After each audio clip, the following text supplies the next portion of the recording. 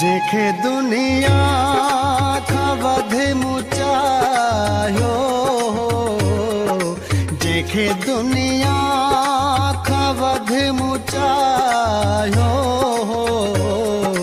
पर अलाए छो मुंहिंजो प्यार न थियो। जेखे दुनिया खां वधे मुचायो, पर अलाए छो मुंहिंजो प्यार न थियो। हुन सां बचपन खां मुंहिंजी मोहबत हुई, पर अलाए छो इज़हार न थियो। जेखे दुनिया खां वधे